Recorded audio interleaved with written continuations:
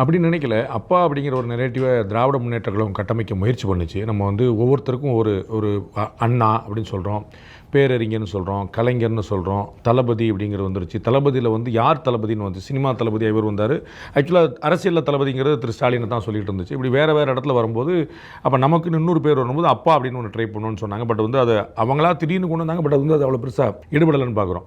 இன்றைக்கி இவர் சொன்னது வந்து ஏற்கனவே அது வந்து பெருசாக ஒரு இப்போ பார்த்தீங்கன்னா பல இடங்களில் மேடைகளில் அழைக்கும் போதோ வைக்கும்போதோ தளபதி முதலமைச்சர், தமிழக முதலமைச்சர் தலைவர் தளபதி அப்படின்னு சொல்லுவாங்களே தவிர அப்பா அப்படின்னு நிறைய பேர் அவங்க அழைக்கிறது இல்லை. அதனால் அந்த பேர் வந்து ஒரு ட்ரை பண்ணாங்க, அது அப்படியே இருந்துச்சு. அதனால் விஜய் வந்து அதை தாக்கிறதுக்கு அங்கே வந்து எந்த அவசியம் ஏற்படலை. அது ஏற்கனவே வந்து அது பெருசாக ஹைலைட் ஆகாமல் அவங்களும் அதை முன்னிறுத்தாமல் இருந்துச்சு. அவங்களும் போராடம் போனால் இப்போ இளைய தலைவர்கள் இருக்கிறாங்க, இப்போ அன்பில் மகேஷ் போல், உதயநிதி போல், இது மாதிரி அடுத்தடுத்த ஜென்ரேஷன்ஸ் இருக்கிறவங்க அவங்க கூட இந்த மாதிரியான விஷயங்களை முன்னிறுத்த அவங்க வந்து நம்ம போகும்போது தலைவர் அவர்கள் தான் சொல்லிட்டு இருந்தாங்களே தவிர அந்த மாதிரி கொண்டு வரும். ஸோ அது ஒரு நேமாக இப்போ நீங்கள் பார்த்தீங்கன்னா அம்மா அப்படிங்கிற சொல் வந்து மூத்த தலைவர்கள் கூட சொல்லுவாங்க, அம்மா வந்தாங்க அம்மா போனாங்க அப்படின்னு சொல்லுவாங்க. அந்த மாதிரி இவங்க யாருமே அங்கே ட்ரை பண்ணல. ஸோ அவங்களே பார்த்துட்டு இது வந்து அவ்வளோ எடுபடலையே அப்படி விட்டுலாமா சொல்லிட்டு தான் விட்டாங்க. ஸோ திரு விஜய் அவர்கள் வந்து அதை டார்னிஷ் பண்ணுற அளவுக்கு அங்கே ஒன்றுமே இல்லை.